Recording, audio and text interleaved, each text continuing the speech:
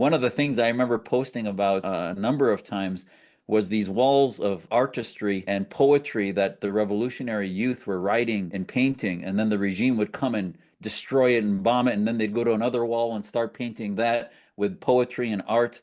And to me, that's humanity. And one of the books on liberal Islam that I've read, it's about Islam between East and West. He said, we don't need an Islamic state because ultimately that's what creates autocracy and theocracy. But what makes us human is things that we create. And the only thing that human beings create, we don't create science, medicine, and other things. That's just understanding what God creates. What human beings create is poetry and music and new things that have not been discovered before. So once Syrians start embracing that, then they will start to evolve. But to say that somehow they need to live under an iron fist is not only inhuman, but it paralyzes them into an inhuman state that then legitimizes torture and things that none of you, I'm sure, believe in.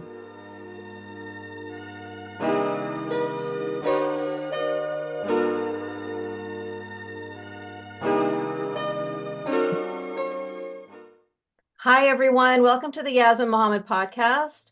Today, my guest is a really good friend of mine, Dr. Zuhdi Jasser. And if you don't know Dr. Zuhdi Jasser, he's a former lieutenant commander of the U.S. Navy. He's founder and president of the American Islamic Forum for Democracy, and he's a co-founder of the Muslim Reform Movement. He's also co-director with me of the Clarity Coalition, a global coalition with the goal of defending the West from Islamists who are intent on undermining and dismantling liberal democracy. As well, he is the author of A Battle for the Soul of Islam, an American Muslim patriot's fight to save his faith. His book is behind him there. Hopefully you'll hold it up for us later, Zuhdi. Zuhdi is a first-generation American Muslim. His parents fled the oppressive Baath regime in Syria for American freedom. Today we're here with Zuhdi to discuss the ongoing chaos in Syria. What's next now that the Assad regime has been toppled? Will Syrians finally be free from famine, torture, and war?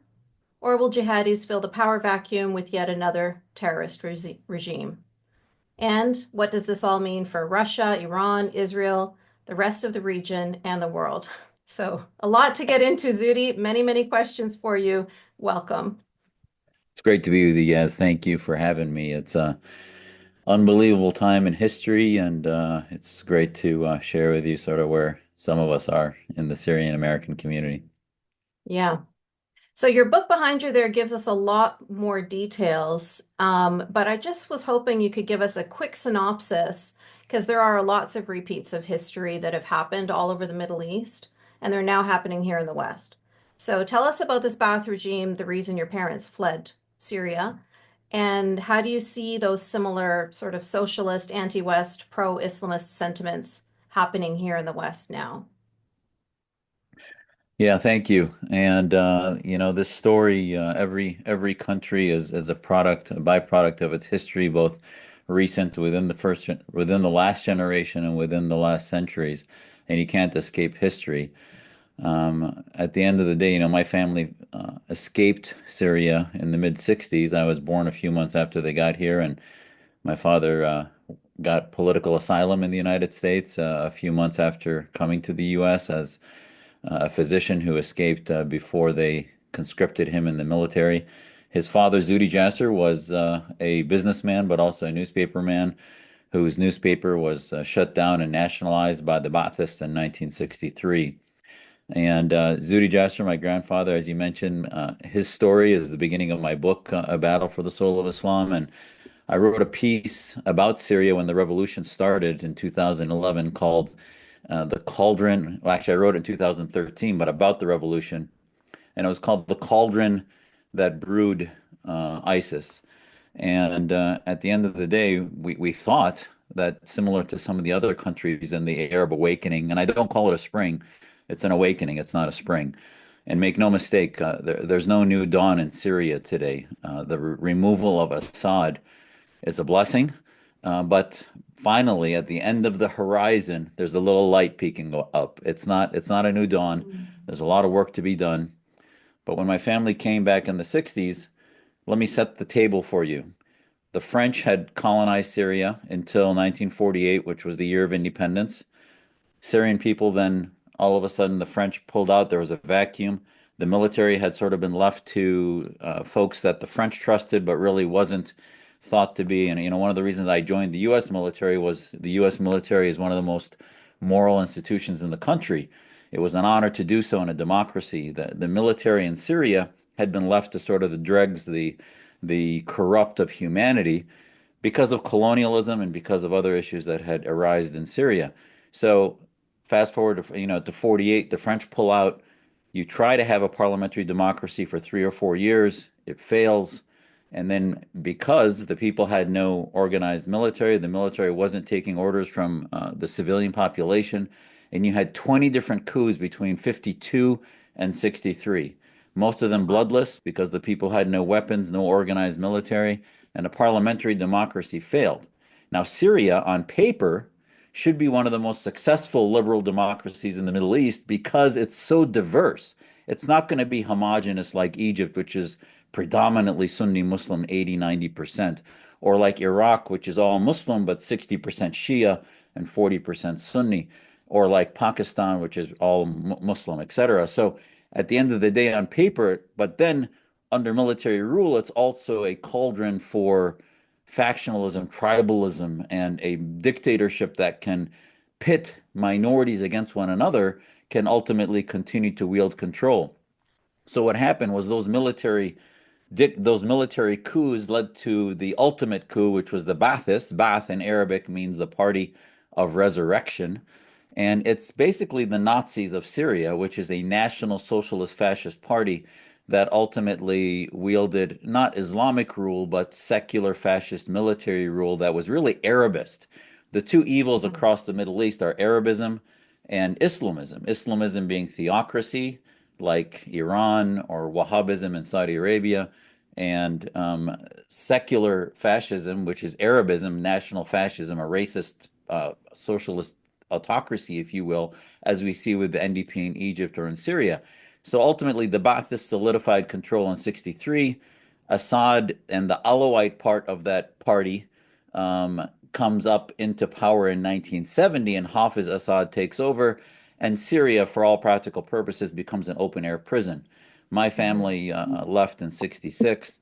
We have a lot, most of my family still in Aleppo and some in Damascus. And ultimately, anyone who stuck their head up was either put in prison, and there was no dissidence at all to speak of. Syria was basically getting its arms, its weapons, its training on how to control populations through the Soviets. And the Soviet Union wanted Syria because of the base in Tartus. That's their only port in the Mediterranean. And then in 1973, 74, the Alawites were then recognized rather than simply this odd, sort of marginal faith. They were brought into the Shia community by the Iranian Khomeinists, if you will, that were aspiring in Iran. And that thus began the channel of connection between Iran and Syria. And you triangulated Syria, Iran, and Russia after the 79 revolution in Iran. And Syria, since we were in Iraq, has become a client state of Iran. And we can now talk Mhm. about what happened in the past month or two, or even since the revolution. But at the end of the day, there are more Syrians outside Syria than there are inside Syria. There's 21 million Syrians inside Syria. Since the revolution, there's been 11 million displaced, 5 to 7 million internally, 6 to 7 million externally into Turkey, into Europe, into the world post revolution. And ultimately, the Baathists are the primary cancer that has now created multiple other cancers, most prominent of which is jihadism and sort of this nuclear winter that has been left now with the vacuum that Assad's left of a population that really has no institutions to speak of. Wow. Okay, that was a really intense history lesson. Um, that actually clarifies a lot of things for me because I really couldn't see that. I'll tell you what, most of the Syrians that I meet are pretty regular, calm, secular-minded, educated, rational people.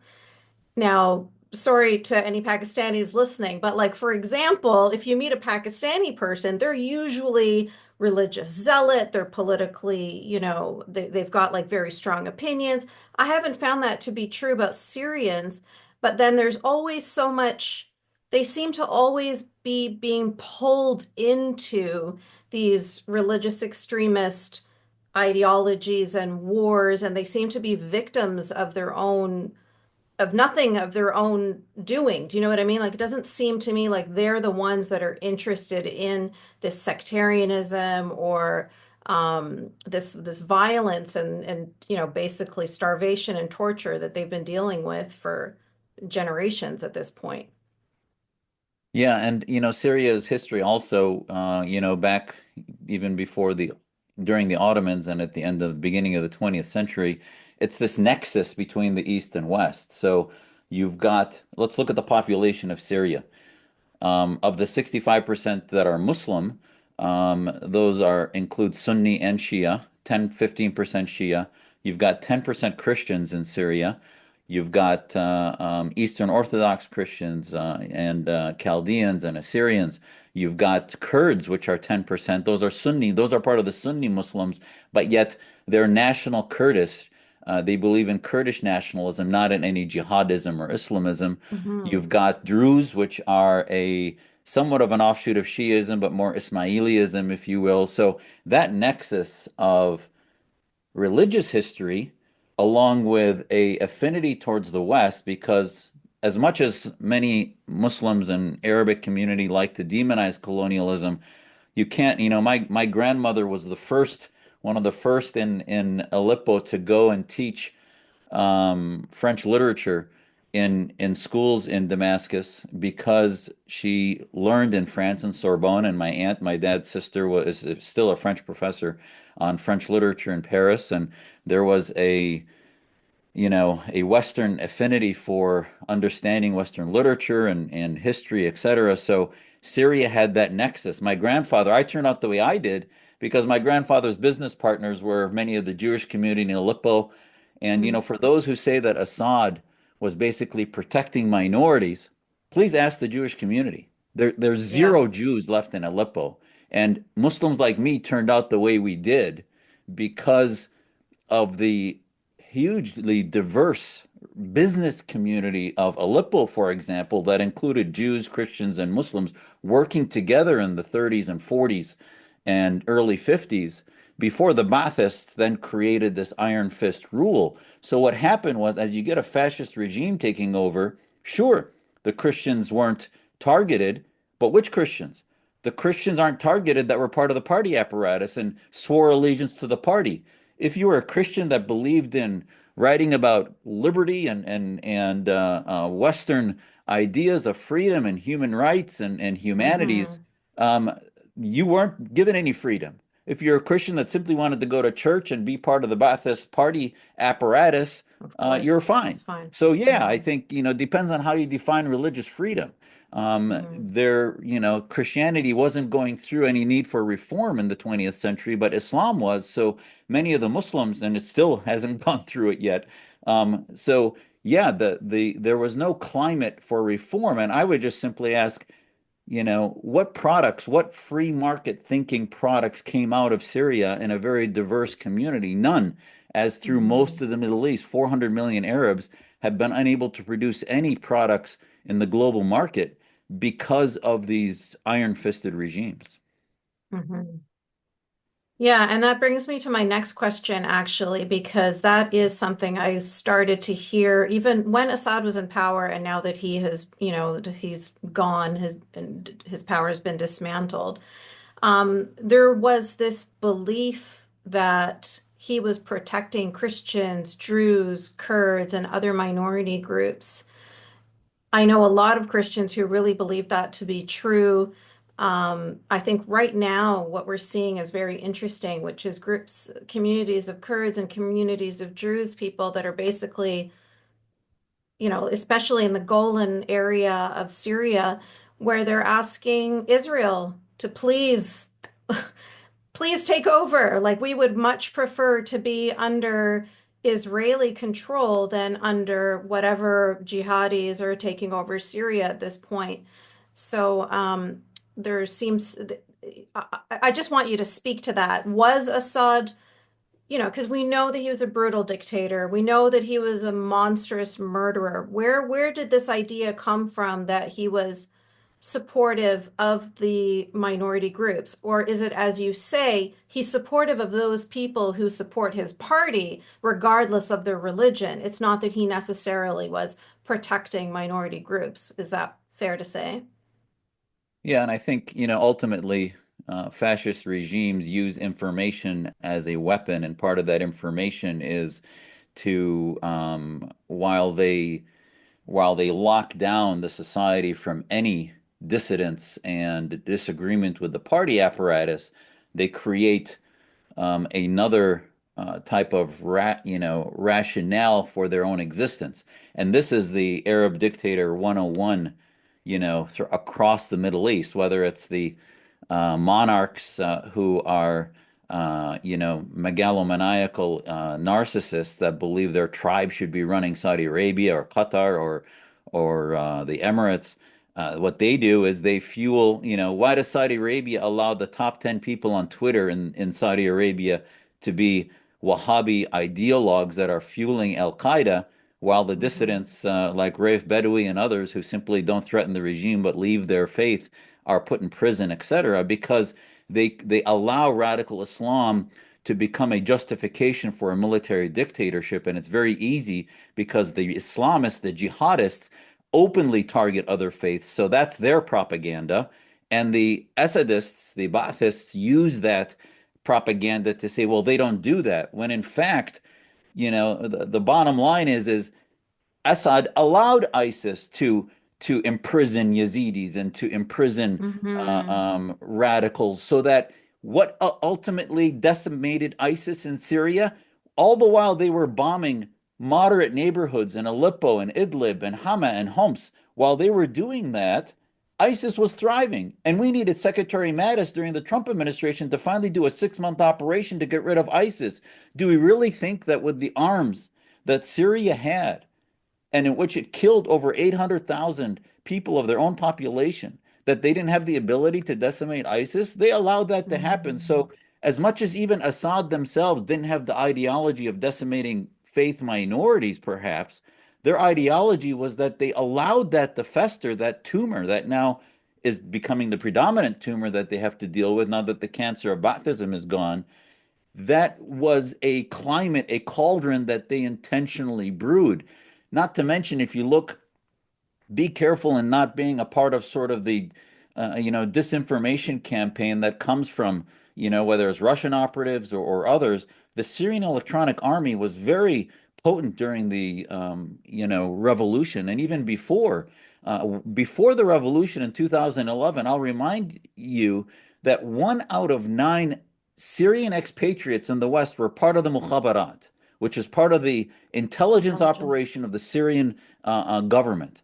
So right now, there are so many folks that are pushing information that's just completely wrong.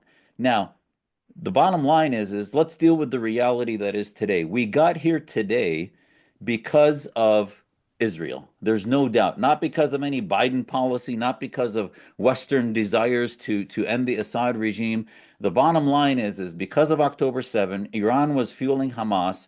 Hamas basically was being armed to allow it to do the genocidal operation against the Jewish people that it did on October 7. And now Israel is finally putting Hamas in a position in which it needs to finally lose a war. It hasn't lost, it's been defeated in battles, but not a war. And it's going to win this war in order to make sure Hamas doesn't come back as a terror organization. Now, it then realized Hezbollah then comes and starts bombing. They then had to decimate Hezbollah on the northern front. And the largest benefactor of Hezbollah is obviously Iran. It's its creation, but also Syria. So there was no way to stop the armamentation of Hezbollah without also stopping the connection of Iran to Syria and Hezbollah. So when Israel shut down the flow of weapons through Russia into Syria, through Iran into Syria to Hezbollah, because of that front in northern Lebanon, The regime no longer had fuel, no longer had money, and no longer had weapons, and they fell off like an old infection, and they're gone. And it happened within a few weeks. Make no mistake. So now you start looking at folks saying, well, yeah, Israel is much more protective of its minorities. The Druze has a long history of working with the Israeli government. They, have mandatory, there's Druze religious courts in Israel. One of the four Hmm. courts, there's Jewish, Christian, Islamic courts, and Druze courts. So at the end of the day, they have mandatory service in the IDF. They have a long history of working with the Israeli Defense Forces. So that's a natural thing to expect from them. I would hope, though, one of the casualties of not only French colonial era, but then of Baathism is Syrian nationalism. When I was on the U.S. International Religious Freedom Commission, we went to Egypt and talked to the Brotherhood in 2013 while they were beginning to decimate churches and turn Egypt even worse than it was under Mubarak. And I told them, I said, what do you understand Egyptian nationalism to be? What is Egyptianism as an ideology? They basically said it's the Quran, it's Islamic State. And I said, well, that's gonna, marginalize and dehumanize the Coptic Christians and so many other minorities in your community. Well, this is the issue is that Syria needs to begin to rediscover what it means. What is Syrianism? What is Syrian national identity? I'm counter-radicalized as I am because Americanism as an ideology is the only thing I'd die for. I'd never die for Islam. I'd never die for jihad. Americanism is what gives my family the freedom to practice our faith as we choose, as we interpret it, and then marginalize the interpretations from the mosque, etc. So this is why I don't believe in the Islamic State and it needs to be defeated. The Druze of Syria, the Yazidis of Syria, the Christians Hmm. of Syria, they need to stay. I hope they stay and try to hold on to Syrian nationalism because if Syria divides into an Alawite, a Kurdish, and then a Hmm. Sunni tri-state, if you will, you will never moderate. That future of a moderate Syria will never happen. It needs to keep its religious diversity, its ideological diversity. So I hope the Druze don't, the Golan doesn't become part of Israel because that Syrian national identity is dependent on Druze helping create a secular democracy in Syria. Yeah, that's a really great point. You need that diversity to continue. And you also made another great point that illuminated a lot for me. And I lived in Egypt under Mubarak, and of course we all know, what Iraq was like under Saddam. And they did play that same game of like, we are protecting you from the radical jihadis, right? So it's like we are the better evil. Like these men were horrible to their constituents, but they made everybody believe that they were the lesser of the two evils, so everybody needed to be grateful for them. And it just seems like Assad was playing that exact same game. So now I want to talk to you about where we are today in Syria and what life can look like moving forward. So I mentioned Iraq. We saw what happened to the Yazidis and the minorities there. We saw what happened with ISIS. Obviously, as with every single place in the Middle East, as soon as there's any kind of a power vacuum, the jihadis come running in. They've got they've got their power usually, they've got their leadership, they're completely prepared. Any secular groups are not in a position, they're not being funded by Iran or by Qatar. They don't have the same kind of power and support. They don't already have constituents that believe in them because they believe in Islam and they're selling that as the uniting reason why people need to follow them. Um, what do you see as the fate of Syria right now? Do you think that it will just be a unfortunate repeat like Libya after Gaddafi or Iraq after Saddam? Or do you think that we could, because Israel is involved this time, that things could be different? Yeah, I think I'm always an optimist. I always see things as a cup half full, and I'll give you there are many variables, but I'll give you some of the pathways that it could go down. I mean, I would have never predicted. We had given up on the revolution, many of us in the expat family community of Syria, and had thought that it was done.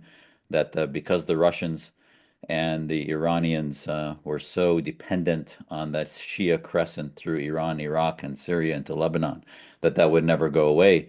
But now in the post-October 7 environment, Israel, and I will tell you, more important than the loss of Assad and Baathism is the decimation this week of the Syrian military. And Yeah. I can't tell you how military equipment, simply equipment, to me and to many of our families, that's even more important than Assad. Like in Egypt, you have Mubarak, now you have Assisi, and they still have the deep state military. So Yeah. I don't know if that's changed much. They simply rearrange the chairs on the deck of their Titanic over there. That's still two evils sort of fighting one another in Egypt.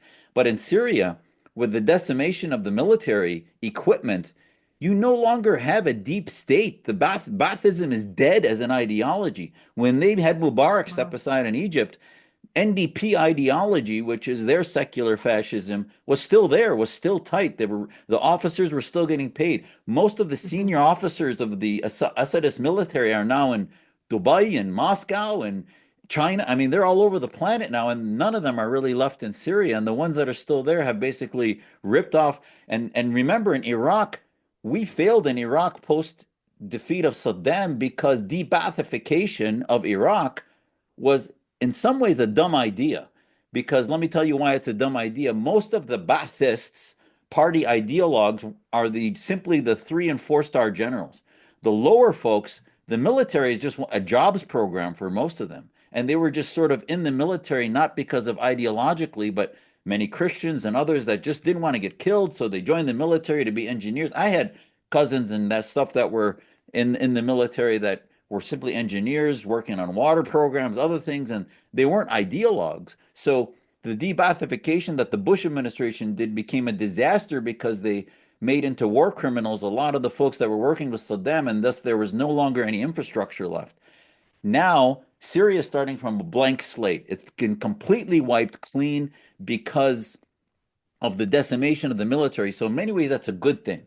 The bad thing is it gives more room for the jihadists to come up and rise. They have their own weapons and drones and other things that they've accumulated over the past few years, but at the end of the day, they're not going to be able to hold down a whole population with it, which is why you're seeing this sort of bizarre transformation. Jolani Right. is, if you're watching his speeches, it's a brilliant. I mean, I'm not a fan of him. He killed Americans, and he was the Nusra Front was just a. We had a $10 million bounty on this guy's head. So please, I am not Hmm. in any way hopeful for any future with Jolani running it. But the best pathway is if in the next 6 to 12 months they simply in a transition move towards allowing the room a public space for Syrians to begin to form new parties, new institutions, and hopefully it won't be like Tunisia and Egypt, where there were so many parties that basically the Islamists beat as in Egypt, the Islamists beat the former NDP folks, and you ended up with the Brotherhood because the other 40 parties, from communists to secularists to socialists and others, were so fragmented they couldn't unite. And that's what happened in Tunisia as Nahda, the Islamists of Tunisia, won. But in Syria, I think there's hope because there's no military deep state left. And ultimately, there's too much diversity. Will it consolidate? Hopefully, if there's enough time. If they rush it and have any elections in 3 to 6 months, I'm not hopeful. The Islamists will win that and they'll start to lock it down after 12 months. I'm also not hopeful if Turkey is given too much room.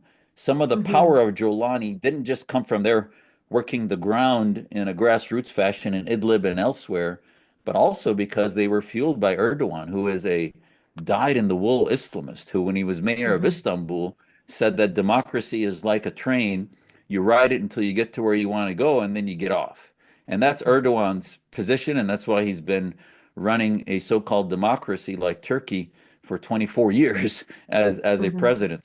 So ultimately, and he just gave a speech a couple days ago where he was hearkening back to the old Ottomans that ran Damascus and Aleppo. I mean, this guy has no business being in NATO, and I hope that we stand by our Kurdish allies because I think if you look in the West, the greatest allies for the Western democracies, second to Israel, is the Kurds.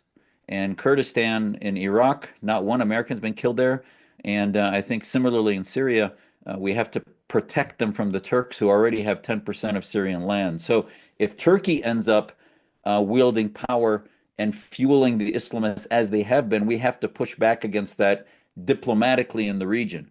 But if we continue to say, okay, Turkey needs to stay out, Russia's staying out, which is an amazing thing. Iran is no longer has the energy or the capacity because of Israel's pressure on them to be in there. Syria will evolve, hopefully in the best pathway possible.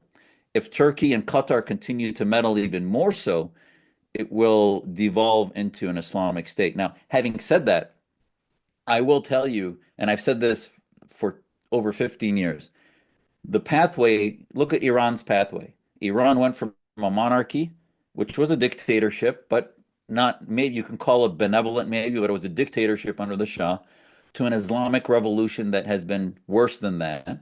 But it's a necessary pathway. If you look at history, the West had a 30 years war in which you had theocracy running most of Europe and then ultimately shed that for democracy. And I think the normal transformation of history, especially for those of the major religions, has been to evolve from theocracy into liberty.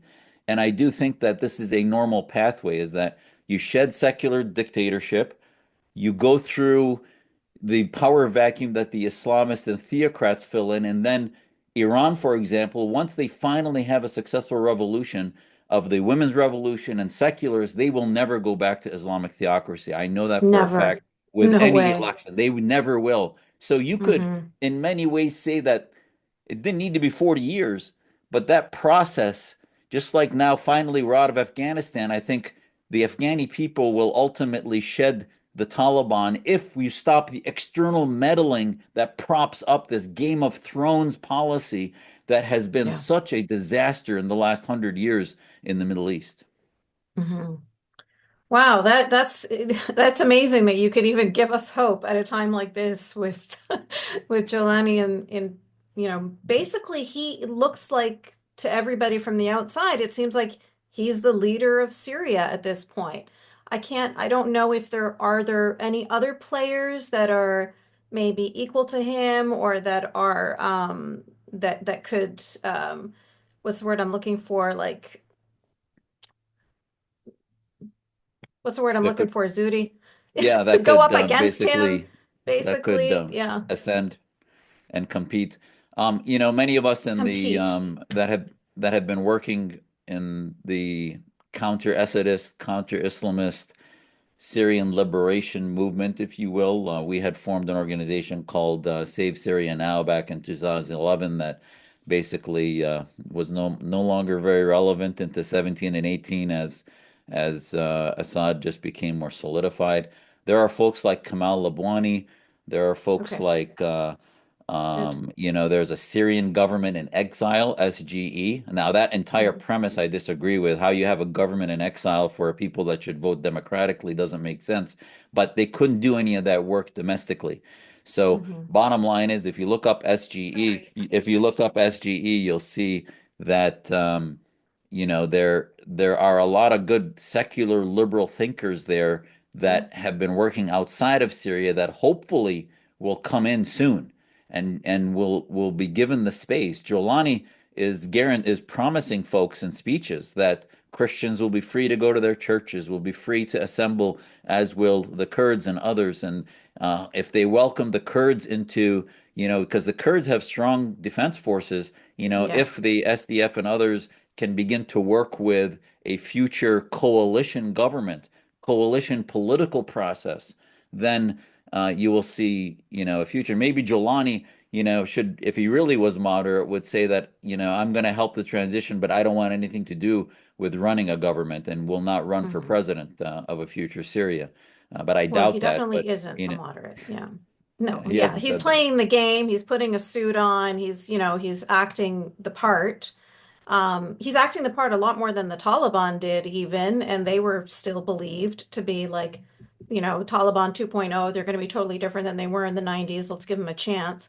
So, of course, everybody now in the West seems to be ready and willing to give Jolani a chance, which is pretty crazy to me. But Like you said, he's just playing the game correctly. And I think even to fool the minority groups right now in Syria, it's just like you said, he just doesn't have the power to keep people down with an iron fist at the moment. That's the only reason why he's playing this game and pretending that he's going to be okay with Christians going to church and yada yada. It's going to be all okay until he has the power to stop that, The right? proof Yeah, the proof in the pudding is going to be if they allow newspapers, websites to start cropping up to begin to criticize and publicize a lot of the things that are said, if they have free speech. When we sat with the cops, I could not believe my ears in Egypt. The Coptic community was telling me how great the Brotherhood was, etc. And you know Yeah, what? It felt like hostage videos. It felt like I they was sitting are. with a Yeah. hostage while they were on a video and they were telling me because I was under diplomatic passport from America that I shouldn't worry about the Brotherhood because at the time Ann Patterson, our ambassador to Egypt, was basically openly and glowingly endorsing the Brotherhood. So the cops were really truly being held hostage in Egypt. And when we met with them, this is why, when the CNNs and others of the world are interviewing the Christians and say, "Oh, Jolani's a good guy," etc. What are they going to Hmm. say? Because there's Exactly. no other right now. All of the other moderates, tried to fight. He's not a moderate. The moderates Hmm. tried to fight and were either killed or they left Syria. So there's going to be some of them coming back. Others, maybe, hopefully, their children or brothers, whoever's left, takes on their legacies. But the minorities right now, many of them are saying what they have to so that they're not targeted in the new regime that comes up. But a really free speech, I think, will be the ultimate telling a sign that will if Syria will evolve. Because if you don't see a debate about the real issues within Syria, then we should be worried. Hmm. Yeah. And hopefully we will see that soon. Even if we don't see it immediately, I feel like the Syrian people are ready for freedom. You know what I mean? They are just they are just ready. They've been under this iron fist, you know, just dictatorship for too long. I don't think they're going to have much patience for Jolani or any of that kind of an ilk. I think that they're just going to be ready. I'm glad to hear from you that there are mechanisms in place, that there are hopefully, liberal democratic leaders that could come to power. So yeah, like you said, hopefully if we just give it some time and allow the Syrian people the opportunity to reclaim their country. And yeah, I'm glad Russia and Iran are out of the picture, obviously, but I'm also glad that Israel is still very much in the picture. Yeah, and I think Israel is their position on Israel will be a good litmus test to see if their needle is more to the moderate versus the extremist side, Hmm. because there's no doubt. I mean, even here in America, as many communities are celebrating, you can tell the ones that give credit where credit is due, which is this would not have happened without the Israeli campaign to decimate the Syrian military, to stop the influx of weapons, and all these other things that happened to get us here, where in 2 weeks we had a change that 14 years and 800,000 lives didn't make a difference. But all of a sudden, a 2 week campaign by the Israelis changed everything. So Yeah. the Syrians that acknowledge that, I think, are the ones that we may want to open our eyes to and say, wow, maybe there's some hope there. If they say, oh, we're going to go to Jerusalem and it's not going to stop here, all this other nonsense, those are our enemies.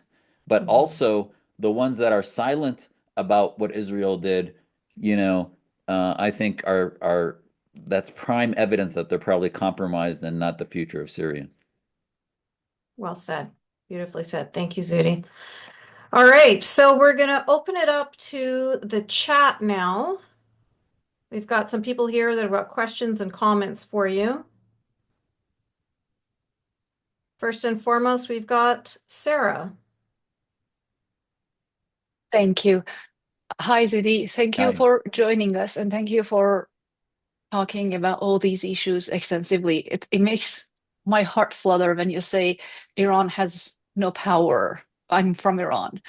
I've the traumas that we've been experiencing, and it's part of the question I want to ask. And here's the thing: before we started Women Life freedom revolution. For us, it didn't, like for me personally, it didn't make any sense to call myself an Iranian. I wasn't proud. I didn't want to talk about being an Iranian. That wasn't part of my identity. Woman Life Freedom Revolution happened, and that's all I've been talking about ever since. Thanks to Yasmin, she gave me the courage to speak up. She always gives me the courage to speak up and encourages me to talk about this issue. But the reality of the matter is my identity wasn't Iranian. Now all I talk about is as an Iranian woman, and then you cannot shut me up. And then the other day, I read something on Twitter that somebody said, I'm not a Syrian refugee anymore. I'm a Syrian. And that touched my heart. And I felt like I could feel that kind of liberation that you feel, that you can talk about it and you can go home because there is a home. And I'm just wondering how, or if at all, that has changed who you are and how you see yourself as a Syrian, because you talked about being an American and your Americanism and what America has offered you. Do you feel any change in the way you perceive yourself as a Syrian now?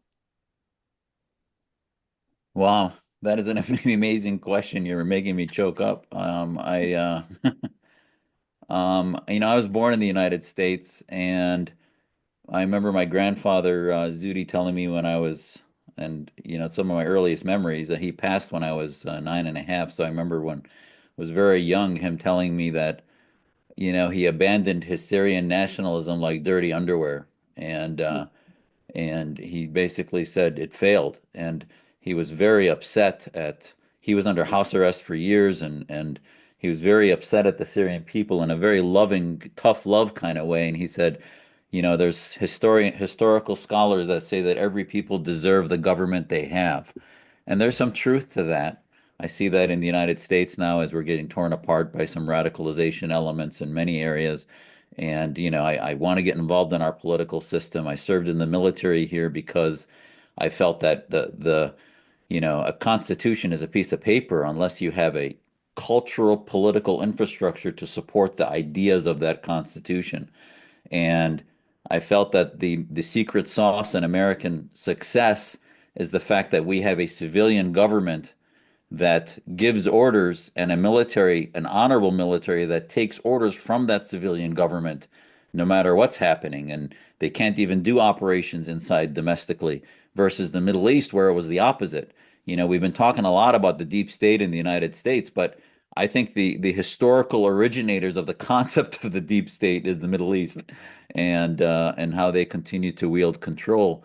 Um, and you're right. So when you look at nationalism as an idea, I found it amazing. One of my first questions when I was young is I'd ask Syrians that were watching soccer matches, and I'd say, why are you guys, you really seem to love Syria as a soccer team. You've been here in the United States 20 years, but Syrian national identity started in 48. It's not a old concept, and yet they're very nationalistic in their Syrian national identity, even though the country abandoned them. They escaped and came to the U.S. or Europe or whatever country they were belonging to.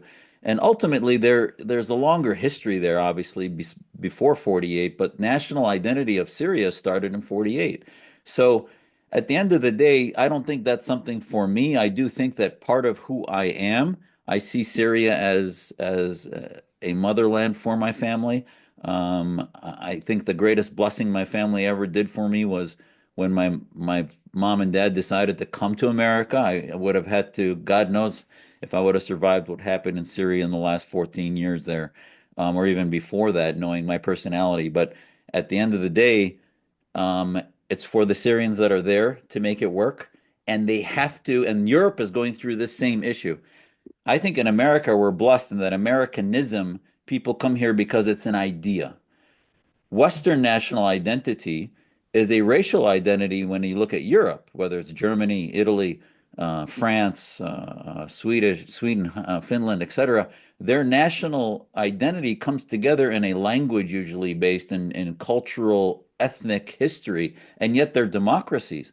I think they slipped back into fascism in the early 20th century because it's a very fragile mix between hyper nationalism that can become tribally fascistically based versus Yes. secular liberal nationalism, which is a community that comes together on a common idea of celebrating a cultural, ethnic, and historical identity.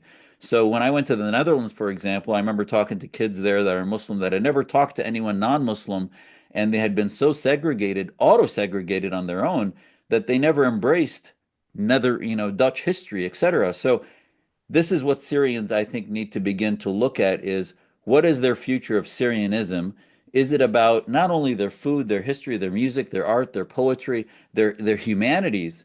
And this is what needs to be reinvigorated. If they can set an example for the Middle East, I mean, the Saudis are trying to reach into Saudi nationalism, but MBS's version of Saudi nationalism is a mafiistic, type of, we will force this upon you because they're spending $500 billion on building a city in the desert versus building liberal institutions of journalism and poetry and humanities, which is not what they're doing.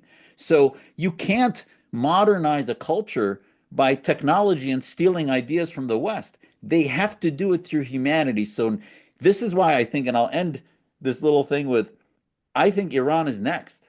I think what we saw in Syria, Iran pulled out completely because they know that they are going to be next, and they're not going to waste any more resources on a country that has been failing for so long now that they pulled it all out, and now they're trying to harness their resources to figure out how they're not next on the pages and the dust heap of history.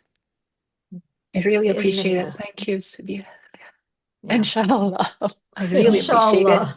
Yeah. Inshallah. That's the only Arabic word I'm happy to use. Thank you so much. Yeah. Thank you. Yes. And the Syrian people, or sorry, the Iranian people, obviously, much like the Syrian people, are just so ready for their freedom. They're just so ready to be out from under this iron boot that it's just going to be, it's going to be a gift to the world when we finally are introduced to the Persian culture and everything without everybody being so constricted. Salvador, you're next. Yeah, hello, Yasmine, hello, Zuhdi. Thank you very much for this. Yeah, I just wanted to know what you think about the possibility of there being some kind of entente between Israel and Turkey to guarantee the stability in Syria. Thank you. It's fascinating. Erdogan has, if you look at his statements, I mean, a year ago, he was actually trying to reach out to Assad and trying to say that he was with him and propping him up. So he is all over the map and says whatever is necessary to keep himself in power and then slowly move. He claimed to be moving into Syria. Remember, Turkey right now controls 10% of Syria as we sit here. And the Kurds are very rightfully very concerned, and that happened in 2020, and they've been there since. So, I think ultimately he doesn't want an entanglement with Israel. Turkey is part of NATO. But my fear is not only is Erdogan a narcissistic liar, but he also helped Hamas and has not really taken the side of Israel in the just war that Israel has against Hamas. And this is very problematic, and I think is a red flag on why they should be marginalized. I would not believe anything they're saying. So, remember who are they working closest with is Qatar, who also not only happens to have convenient connections to the Taliban, but also to Hamas. So, I think ultimately they don't want to see this spread into a regional conflict, which it already is. And I think they see themselves as sort of an ascending part of the caliphate into the future. And they're not going to, I think, create another front in their advance, which would be Israel. They'll try to stay away from that, but it's all window dressing, and we got to keep our antennas up. Thank you. Great. Thank you for that question, Salvador. Evan, you're next.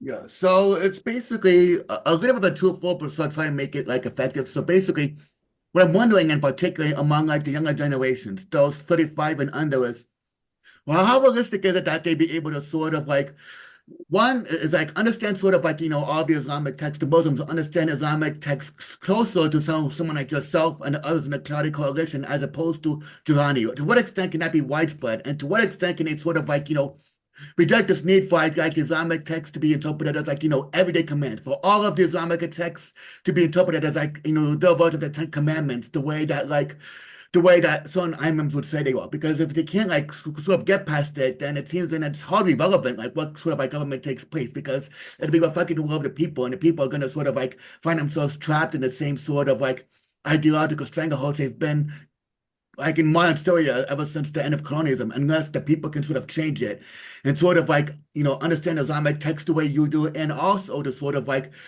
to understand that that's not an everyday command for everyday life, and it can be like, critiqued and ridiculed and attacked just the way we do in Western civilization, if this makes sense. That's a phenomenal question. Thank you. Um, yeah, and again, as a doctor, I always like to compare things to treating patients and treating disease. And when a patient has a massive cancer, you have to treat that tumor, but you can't ignore the patient as a whole and the rest of their care, not only their care against the cancer itself. And I think that's been one of the deceptions that the Islamists and their imams and their clerics co-opt and manipulate, which is they will get us into the jujitsu of clerical interpretations of chapter 5 and chapter, 2 and others. And when in fact, the bottom line is 95% of my faith as a Muslim, I had embodied inside my super ego, inside my conscience of what's right and wrong, before I understood the Arabic interpretations and the scripture itself. So, you know, at the end of the day, Syrian national identity and these communities need to create a space in which they lift up major principles. And I will use the American example. As much as I believe America is a Judeo-Christian culture and a Judeo-Christian nation, you will not find those words in our Constitution. You'll find discussion of human rights, Bill of Rights, a discussion of principles, but the debate about whose Christianity and which Christianity, whether it was the Baptists, Lutherans, Catholics, whatever it might be, they didn't want that debate. So they didn't put that into our Constitution. And that's a wisdom that I'm trying to teach to Muslim youth and our Muslim Liberty Project and others. So I would ask you to go to muslimreformmovement.org, muslimreformmovement.org, and look at that declaration. Many of us, Rahil Raza, Ezra Nomani, Soraya Dean and others got together and said, listen, this was in 2015. How do we in the West tell who the Islamists are versus the ones who aren't? Bottom line is we made a 2-page declaration after 4 days of working together on hammering it out. That declaration says we believe in the non-exclusivity of our faith. We don't have an exclusivity for heaven. We believe in the equality of men and women.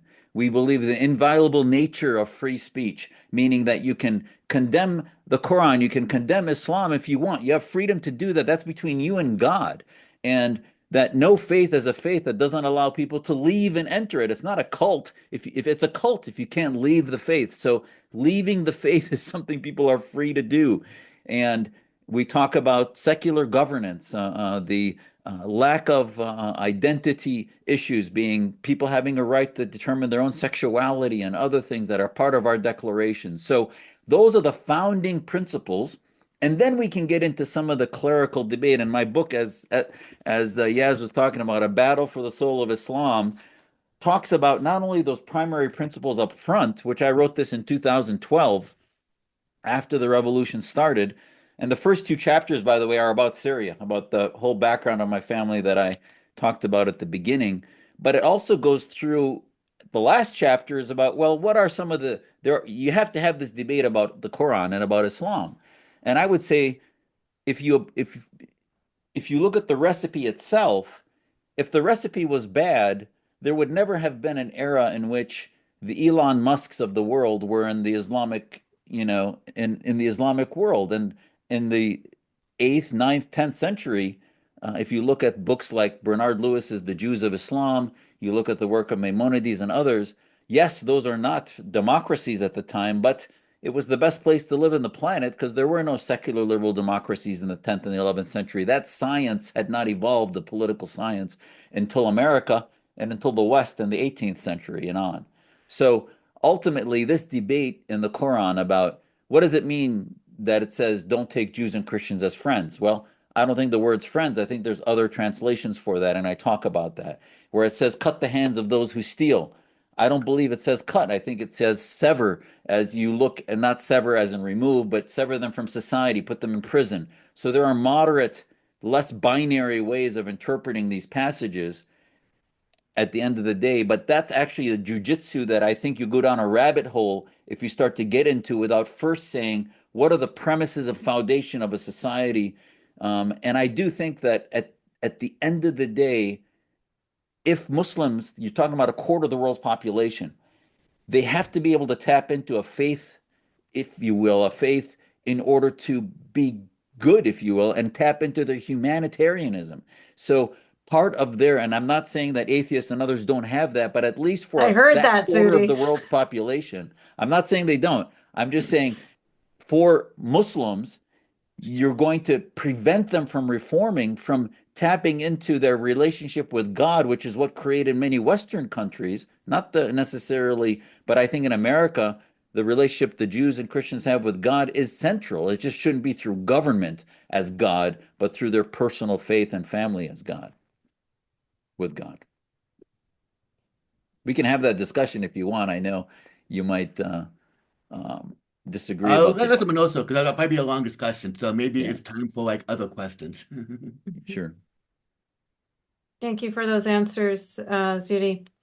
So, Mars, before I get to you, I'm just going to read a question here that's in the chat from someone who doesn't want to ask it themselves directly. It's a question about Turkey and Syria and that relationship, Zuhdi.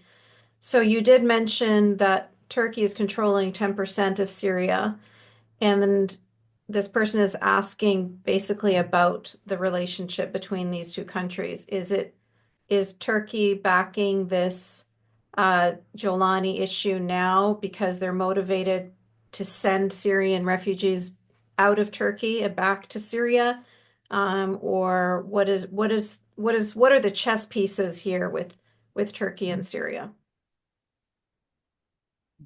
Yeah, there's a lot of different possibilities there. I can tell you what my best educated guess is. I mean, first of all, Erdogan, not only has he been in power 24 years, but he is a byproduct, he ascended with his party. His party in Turkey, his political party is the AKP, and the AKP in Turkish is the Muslim Brotherhood. So the Muslim Brotherhood is an Islamic state. Now they claim to be more secularist, but at the end of the day, they came out as a response to the hyper secular Ataturk sort of pre AKP area, um, movement of Turkey. And actually, that clinic by itself is a way to prove that if you want to defeat Islamists, Ataturk and Turkish history, they push them underground. And Mhm. when you push Islamists underground and you don't criticize them publicly, they become Mhm. extremely potent Yeah. and become very difficult to defeat. And that's why they're now in power and they're never going to let go in Turkey until they take Turkey with them. So Erdogan, you have to add one element in that he's not just a diehard grassroots Islamist, he's also a egotistical. He thinks that he should be the caliph. So Yeah. part of that caliphism, he wants to rebuild Ottoman supremacism. So he's tapping into some of that history on the secular Ottoman history, if you will, that exists there, and he's co-opting I will tell you that his main motivation for going into Syria, he really wants to exterminate the Kurds, if not also the Armenians while he's at it. The Kurds in Turkey are a big problem for him because they are not part of the AKP and they're not part of Turkish nationalism. So he sees them as a big problem, and he's going to use a proxy battle with them in Syria to make a point And that's probably his main motivation for staying there and devoting the resources into it in short term. In the long term, it's because he's working with the Islamists, be it Hamas, be it Jolani, be it the Muslim Brotherhood in Egypt, be it Qatar. That is part of his global aspiration. And remember, he wants to lead the OIC. The OIC is the Organization of Islamic Cooperation, which is sort of this neo-caliphate of countries that are Muslim majority that really hate each other at the end of the day, but they work together because they're anti-Israel in the UN, and they work as a voting bloc along with Russia and China against Israel and against the West. Yeah. I'm sure you've heard this saying. It's an Arabic saying that I'm going to translate into English. Obviously, I hear it in Egyptian, but I have no doubt that you probably hear it in Syria as well, which is my brother and no, what is it again? My brother and me against my cousin, my brothers and my cousin against the enemy. Like it's like you are, or maybe I said it wrong, but it's like you fight your brother. Okay, wait, I ruined everything, guys. Rewind. It's like me against my brother, and then it's me and my brother against my cousin, and then me and my brother and my cousin against the outsider. So that's what it is. That's how I see the OIC. That's how I see Sunnis and Shia. That when Iran are funding Hamas to fight, or not fight Israel, but to go and attack innocent Israelis, that's essentially what they're thinking here is like the enemy of my enemy will be my friend for the short term. And back to the other question we were talking about, and I have a whole chapter in my book on tribalism. You can't Hmm. reform, one of the beautiful things of the Enlightenment process in the West was the belief that the protection of individual voices over the tribe, over the community, was going to be at the betterment for society than for the community. And this is such a truism of the fact that it's not the moderate thinkers and the folks that don't say things that are offensive that we need to protect. It's actually the people that are the most radical and the most, outspoken, whether it's about vaccines or about identity, whatever it might be. We need to protect those voices because that's how we judge who we are as a community. And the tribalism, I have a chapter about that in my book because the pathological tribalism of the Arabic community and a lot of the other tribes, if you will, and families is what has been one of the other cancers that we have to defeat. And if you look at Western Enlightenment, it defeated that tribalism, where you had the Game of Thrones over centuries, where you went from one family to the other, and that was finally broken through an enlightenment about the protection of individual ideas. Well, we're such a collectivist tribal societies in the Arab world still that is probably a few generations out, if not a few centuries out. Yeah. All right, Mars, you're next. Thank you. Dr. Jasser, you said that earlier that the Syrian people are ready for freedom, but it really doesn't sound like the area around there is a breeding ground for the ideas that really allow a liberal democracy to sprout. And I don't think I'm exaggerating when I say the Middle East has been a hotbed of instability, with the war in Israel, especially, and the problems you mentioned regarding Erdogan and Turkey. Now, I believe you said earlier that Iran was the next to fall after Syria. But it feels like as though the entire area, the entire whole region is going to be continue being wobbly politically for quite some time. I know that Faisal Saeed al-Mutar and his organization have been bombing the area with ideas from Dawkins and from a whole lot of philosophers that are the seeds of what I would argue that would allow a liberal democracy and by extension freedom to take place.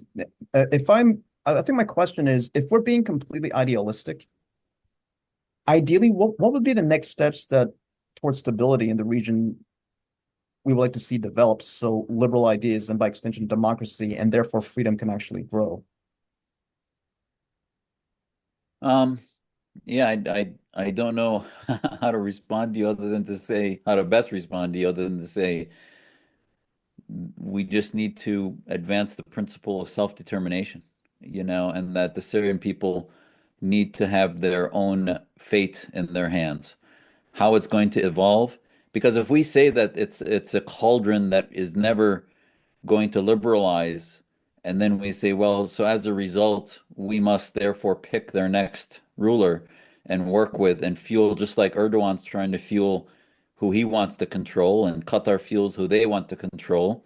Russia and Iran were the ones that were fueling the reason why the revolution. Assad should have failed within a year or two of that revolution, and he is only there because ISIS arose in 13, and then Iran and Russia continued to dump tons of weapons and money into there, and he was protecting his own fortunes outside Syria and Russia and Iran, and that stopped a month, 2 months ago. So if you look at the future, there's two things. One is we have also in the West been very defensive. Many of us, including myself, have learned our lesson of Iraq. And I'm saying including myself, in that many of us supported what we did in Iraq, thinking that ultimately somehow liberalism would evolve quickly, and we were deluded into thinking that the vacuum of education could resolve within half a generation, and it doesn't. One of the core parts to your answer to your question is, can an educated can a education depleted society modernize and liberalize? It's very difficult.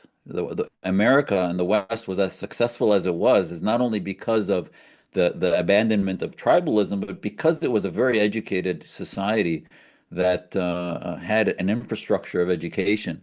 Syria used to be, and Iraq for that matter, used to be. Baghdad's universities was the center of education.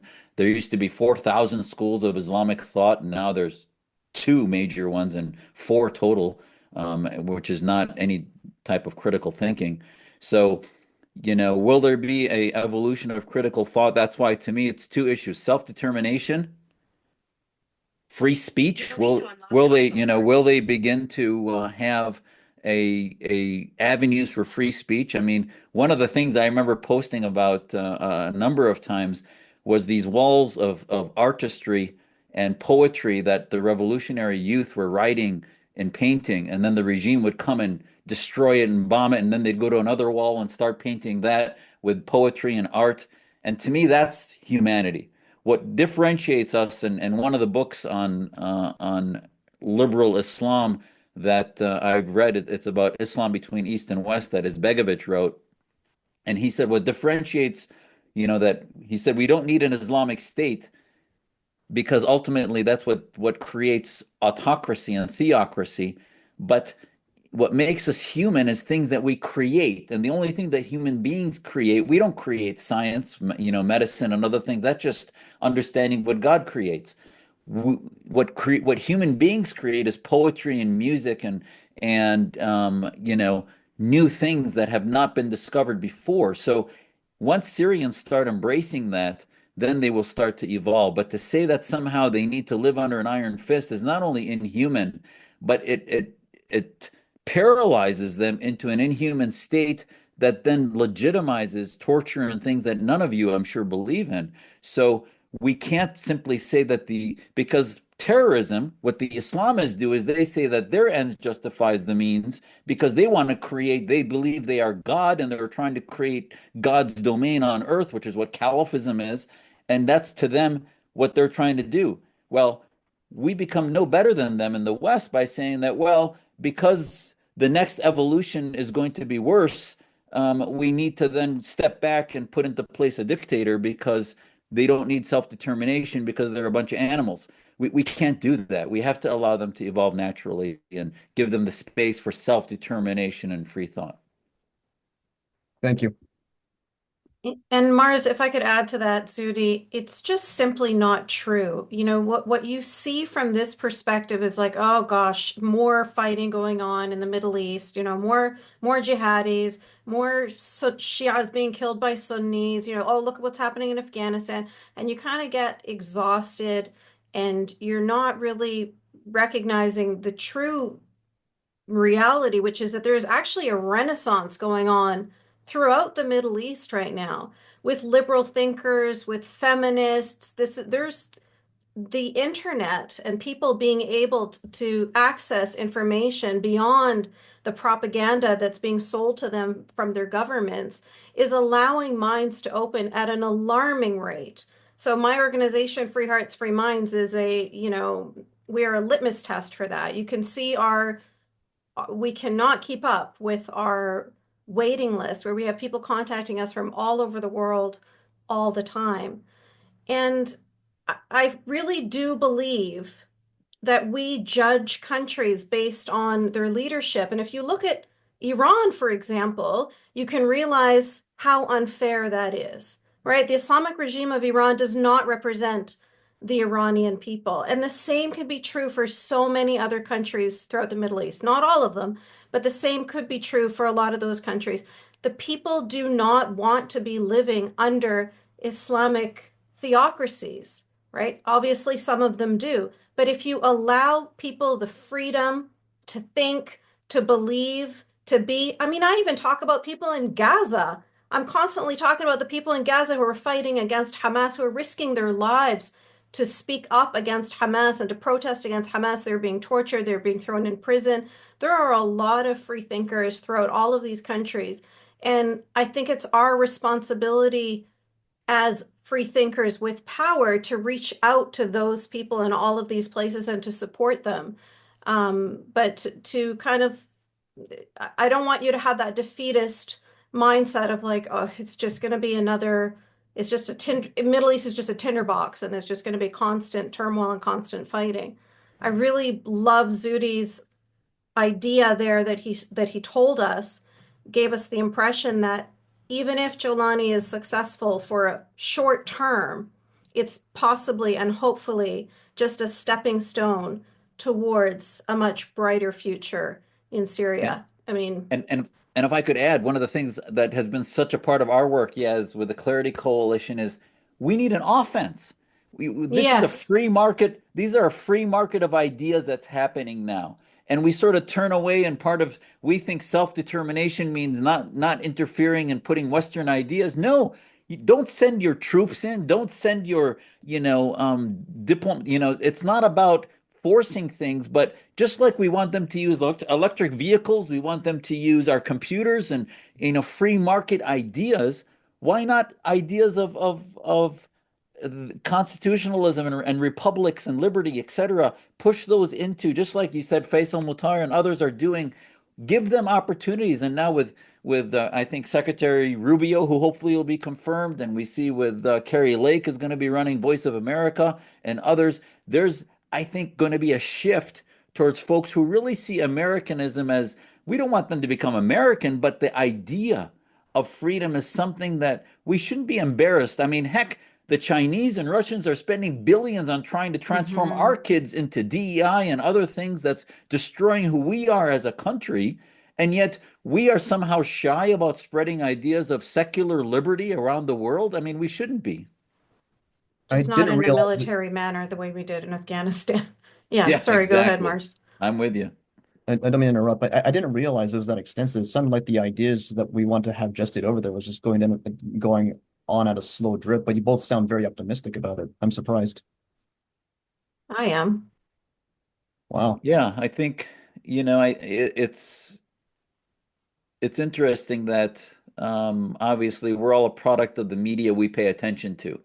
So, the past 2 weeks, media finally paid attention to Syria, and people thought Jolani came out of nowhere, but they've been working the streets and doing things across Syria, and they've been countered by other liberal groups, and the rebels didn't go away, but nobody's paying attention to it. So because it's not in the bandwidth of Western media, as we are, paying attention to Trump derangement syndrome and other things that we're focused on, I think that there are things happening in the world that we should pay attention to that are actually in the bandwidth of the debates across the Middle East, that you'd be surprised about how much growth is happening.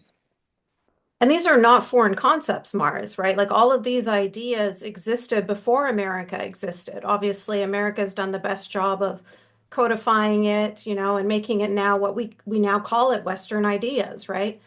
But these ideas of freedom, free speech, you know, equality, and all these things, like they existed in the Arab world before. Obviously, people were killed over it. But you know what I mean? Like these are not completely foreign concepts. So people maybe will not accept it if you bring it as like, these are some American ideas, these are some Western ideals, and they might not want to listen sometimes. But if you bring it as these are ideas of equality, these are ideas of democracy, these are ideas of freedom, then obviously this is something that every human being is going to, it's going to resonate with them, right? All right, last but not least, Graham. Nope, we just got to get you to unmute yourself, Graham.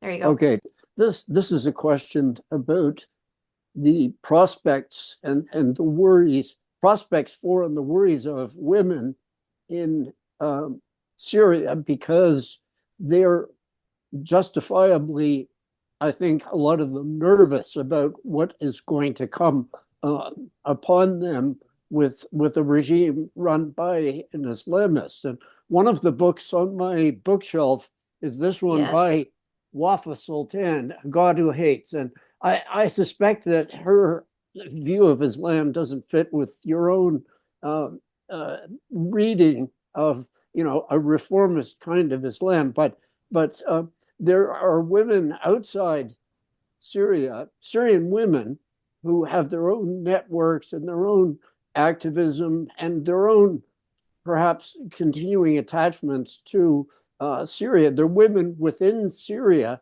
I don't know if there are any sort of organizations, functioning organizations that can take up the whole question of the status of women and what's going to happen to women in Syria.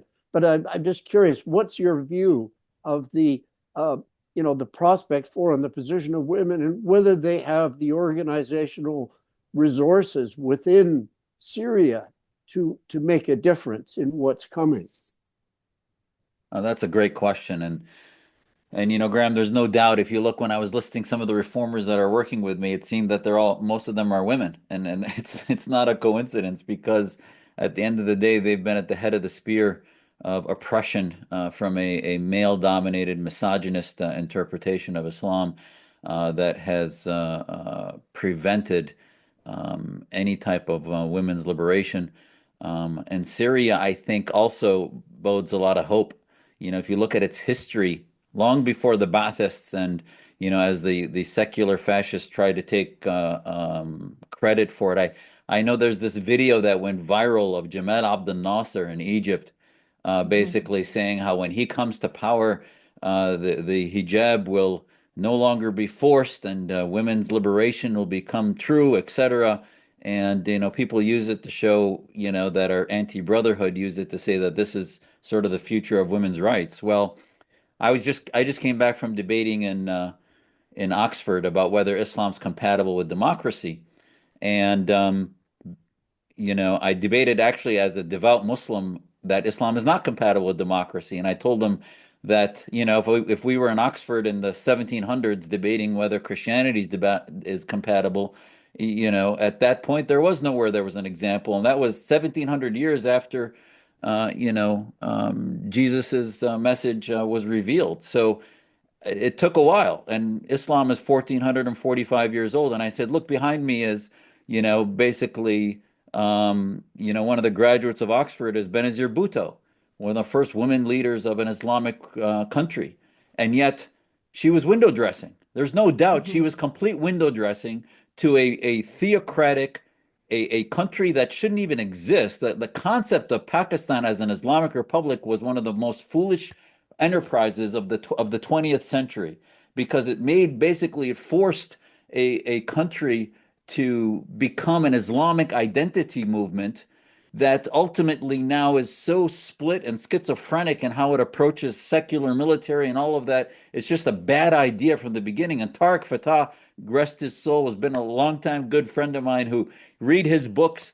and about this stuff. He's just really right on point and taught me a lot about the pathology of Islamic identity movements.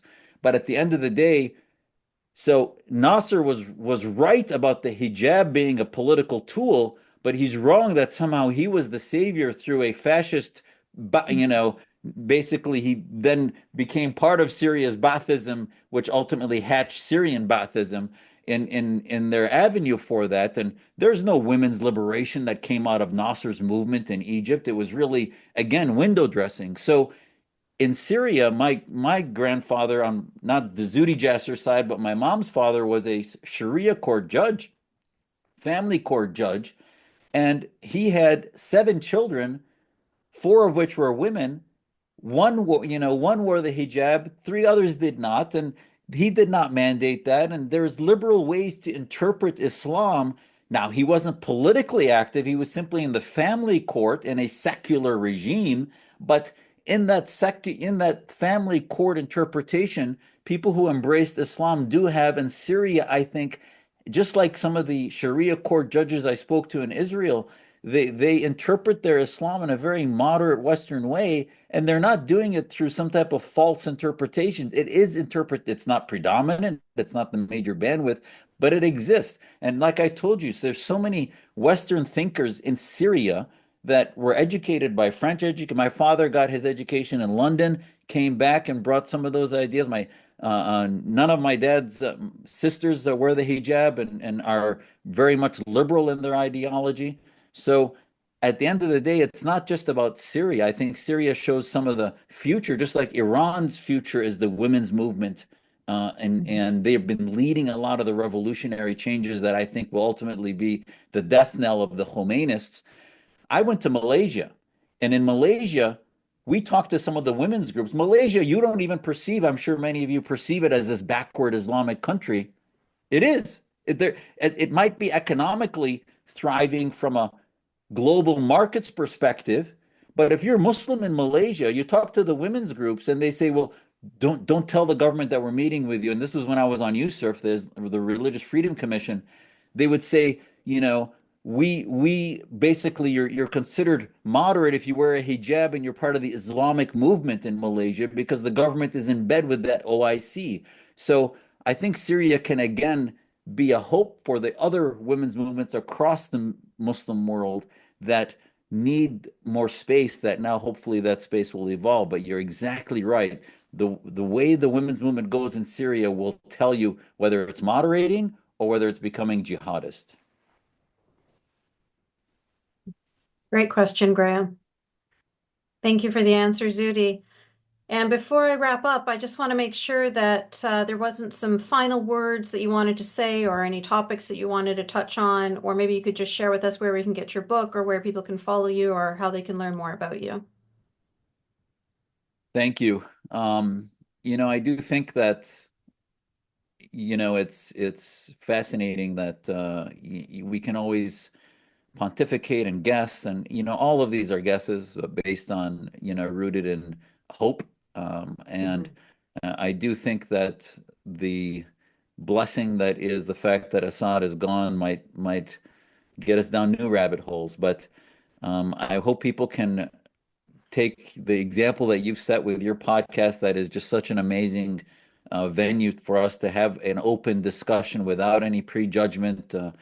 I can't tell you how refreshing it is to work with folks like you, Yaz, and others there's no prejudgment. There's no, well, okay, fine, you're simply some type of mutation of the Muslim world, and a sense of that there is no hope that we get a lot of times. And heck, I'm not one to push my ideas as something that is definitely right. I don't know, and who am I to say that I'm right when 500 million people at best guess are Islamists of the 1.6 billion Muslims. A third of them are Islamists, which bodes very poorly for the planet. So if you wanna hear about my story, my book, A Battle for the Soul of Islam, you can find that Amazon. My father also has an interpretation of the Quran that he published before he passed that I think gets into some of this translational debate.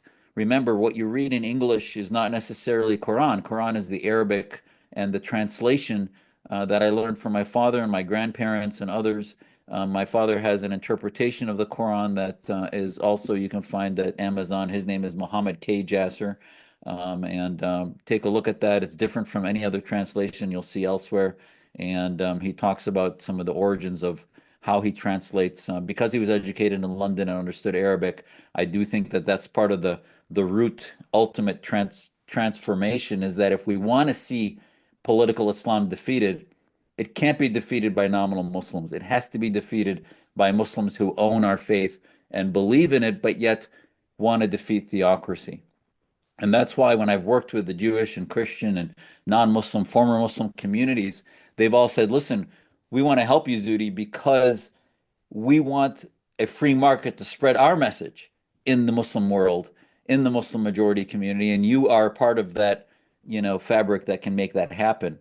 And so go to our website is aifdemocracy.org for our think tank that works on Americanism, if you will, and transporting that idea of freedom and liberty into Muslim consciousness.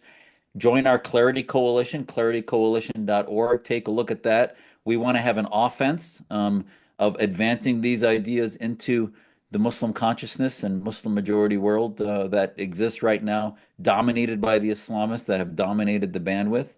And I think that, when you have these conversations with your families, with your local communities, make sure they understand the history of how we got here. It's that it's not always just choosing between the lesser of two evils, that history has had its trajectory, and maybe Syria now is headed in the right direction, like Iran will hopefully be in other places in the Middle East. Beautiful. Thank you so much, Zuhdi. Thank you so much for sharing your story, your family story. Thank you for sharing so much hope with us. And thank you for being just so honest and real with us as you tell us the story of Syria and the Syrian people. That's something that I think, unfortunately, a lot of times we talk about people and we talk at people, but it's really important when we're discussing Syria that we specifically listen to Syrian voices. So I'm very grateful that you were here to share your perspective with us. Thank you. Thank you. Thank you. And thank you all for joining us, and we'll see you next time. Bye, Zuhdi. Take care. Bye. After hearing all that, you might be left wondering, what can I do? How can I help? Well, this is why I created a nonprofit called Free Hearts, Free Minds. We are the only organization dedicated exclusively to helping these free thinkers. We empower them with our programs and supportive community, lifting them up so they can heal, speak out, and begin to make positive changes, not just in their own lives, but within the broader community around them. If this is a cause that resonates with you and you want to make a difference, one way to do that is by donating to Free Hearts, Free Minds. Because not enough people care about this cause, we need people like you to help fuel this change. You can donate via our website, freeheartsfreeminds.com. Thank you. Every dollar you donate makes a difference.